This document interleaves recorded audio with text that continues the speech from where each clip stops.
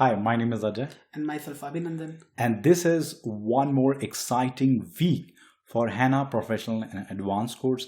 In this week, we are going to focus our attention towards procedures.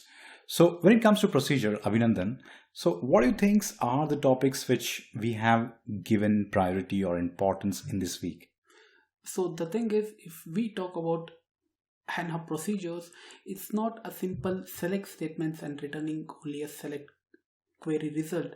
But if you want to build a complex procedure and cover all your business logic inside the same procedure, you will have to learn about the table types and local temporary tables, a scalar user-defined function, a table user-defined function, and a looping construct like the for loop, while loop, and array functions like array aggregation, cardinality. So those kinds of things you have to have knowledge to build your HANA procedure effectively.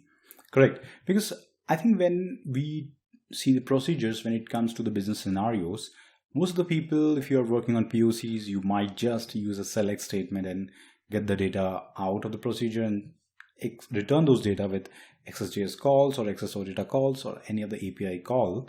But when it comes to business scenario where you are actually doing something meaningful or anything meaningful, you have to use looping mechanism inside the procedure. You have to do multiple joins and go into imperative statement or declarative statement. You have to basically use scalar functionalities inside the variables also. If you see some of our existing work in machine learning implementation, which we did with HANA, which is actually ranking #1 in YouTube nowadays. If you search machine learning in HANA, we have put a lot of effort to just understand how to work with scalar variable there, implementing a machine learning algorithm. So when it comes to machine learning algorithm implementation also with HANA, we have implemented Bayesian network algorithm. People nowadays are using TensorFlow algorithms, and these are the algorithms which are pretty complicated in nature. You have to maintain a lot of data in caches and do a lot of looping mechanism. Now, if you don't know how to perform those operations within your procedures, then you have to do some of the performance in your services, which is not advisable because the services are going to be running on your server, but your procedures will be actually running inside your HANA database. So as much as performance benefit you want to get from your HANA systems, you should be getting it inside the procedures. So you should be writing perfectly correct procedures, gaining the maximum advantage of your HANA system performance by computing a lot of things inside in-memory systems.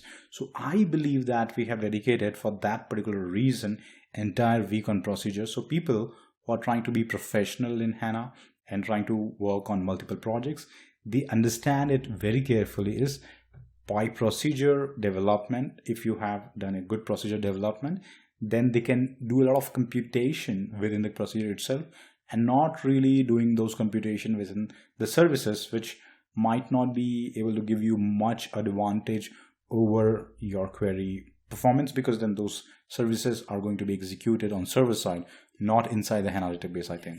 Yes. So that's exactly the primary reason why we have dedicated this entire week for the procedures. So Abhinandan, just tell me what is special in this week compared to the next week, like how they are linked or where you're trying to go from this week. So in this week, I have explained all about the procedures, and in the next week, I am going to tell you how to expose that procedure in the form of API to your user interface. I am going to cover the XSJS service and XSO data service in the next week, and I am going to explain how to access that using XS access and XS app files, and then make use of those services in your user interface. Exactly. I think I was pretty much surprised that, okay, this is exactly the next stage, or we were planning to initially merge it, but we want you to focus very clearly on procedures and try to get a good grab on it, because when you are in the projects, you have to typically implement the business scenarios inside the procedures. Someone can argue that I can do it inside the API calls and write those queries, but optimization can be done inside the procedure. If you're trying to write those queries inside your APIs, then that will be fine. Your server will be running that, but then you have to have additional servers to be taking care of that load. Yes. So your performance, mostly, that's the main reason why we go for HANA database, to have a good performance, to have a wonderful system.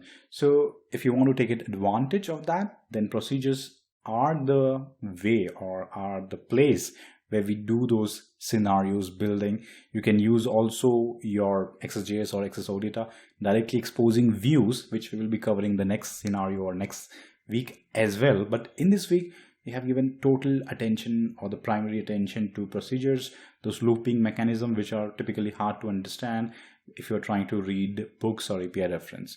So I hope that this week is going to be enormously helpful to you. As a developer, you can gain as much as possible with the scenarios or case studies or things or the practicals which we have covered within this course. And I hope that once we complete this week, we'll be ready to learn also our XSJS and XSO data services, exposing the procedures or data within the HANA for the next week as well. So, Abhinandan, any last comment for our users? This week is going to be wonderful, and a lot of people will learn and enjoy it. Yeah, so join our course, and if you have not yet joined, then this is the best opportunity to learn HANA with our HANA Professional and Advanced course. My name is Ajay Naik. And myself, Abhinandan. And Learn Simple.